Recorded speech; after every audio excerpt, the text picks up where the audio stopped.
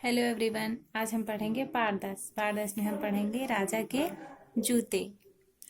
बहुत समय पहले की बात है। एक था राजा और एक था उसका मंत्री। राजा का नाम था अमीर चंद और मंत्री का गरीब चंद। एक दिन अमीर चंद ने गरीब चंद से कहा, सुनो मंत्री जी, कल हम राज्य में घूमने निकले तो हमारे पैरों में धूल लग गई। धूल की इतनी मजाल कि वह हमारे पैरों में लगे। तुम लोग मुफ्त का खाते हो, इस धूल का कुछ करो, नहीं तो तुम्हारी खैर नहीं।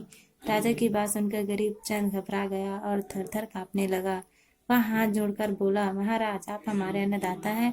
अगर आपके चरणों पर धूल नहीं लगेगी तो हम लोगों का आपकी चरण धूली कैसे मिलेगी। गरीब चंद की बात सुनकर राजा खुश हो गया, फिर भी कुछ अकड़कर बोला, जो भी हो, हमें धूल से नफरत हो गई है। तुम इसे पूरे राज्य से हटवा दो, नहीं तो तुम्हारे लिए बहुत बुरा होगा।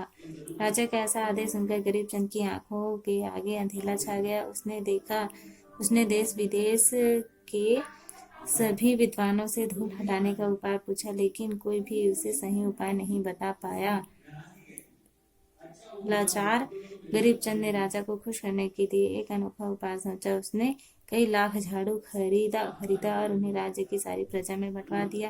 राजा के आदेश का पालन करने के उद्देश्य से राजा के सभी लोग गलियों मोहल्लों में झाड़ू लगाने लगे। इससे इतनी धूल उड़ी कि सूर्य का प्रकाश मंद पड़ गया और राजा खांसते खांसते बहुत परेशान हो गए। राजा ने गरीब चंद को बुलाया और कहा, मंत्री, तुम्हारी व्यवस्था तो बहुत ही बेकार है। धूल हटाने के चक्कर में चारों ओर धूल ही धूल कर दी। अगर ये 2 दिनों में धूल नहीं हटी तो तुम्हें जेल की हवा खानी पड़ेगी। राजा की बात सुनकर गरीब चंद सिर पर पांव रखकर भागा। उसने हजारों शिष्यों को धूल पर पानी छिड़कवाने की आज्ञा दी। छिड़काव में इतना पानी खर्च हो गया कि कुआं और तालाबों का सारा पानी खत्म हो गया और चारों वो कीचड़ ही कीचड़ हो गया। वह अलग अलग राज्य के लोग प्यास के मारे मरने लगे। राजा ने गरीब चंद को एक बार फिर डांटा, तुमने तो हमें बर्बाद कर दिया। तुम जैसे तो सूली पर चढ़ा देना चाहिए। सारे राज्य में यह क्या कीचड़ ही कीचड़ कर रखा है। घबराए गरीब चंद ने तुरंत योग्य मंत्री को एक बैठक बुलाई।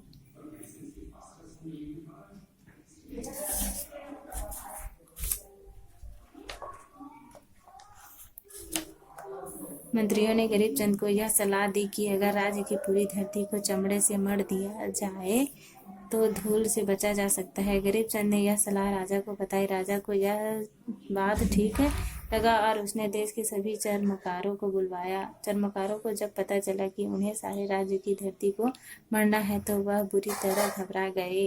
राजा से बोले, महाराज, न तो हमारे पास इतना चमड़ा है और न ही इतनी शक्ति कि हम पूरे राज्य की धरती को मर सके। तभी एक बूढ़ा चमत्कार बोला, महाराज, मैं एक उपाय बताऊं। राजा बोला, तुम क्या बताओगे? विद्वानों की पूरी सभा तो इसका हल बता नहीं पाया, तुम अब क्या कहोगे?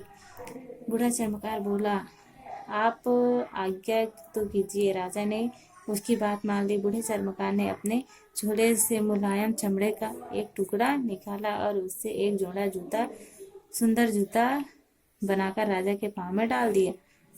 अब वह राजा से थोड़ा चलने की प्रार्थना करने लगा। जूते पहनकर राजा ने कुछ दूर तक चलकर देखा, उसके पैरों में धूल का एक कण भी नहीं लगा। बूढ़े चमत्कार द्वारा अपनाए गए उपाय से गरीब चंद की जान बच गई और उसी दिन से लोगों ने जूते पहनने प्रारंभ कर दिए।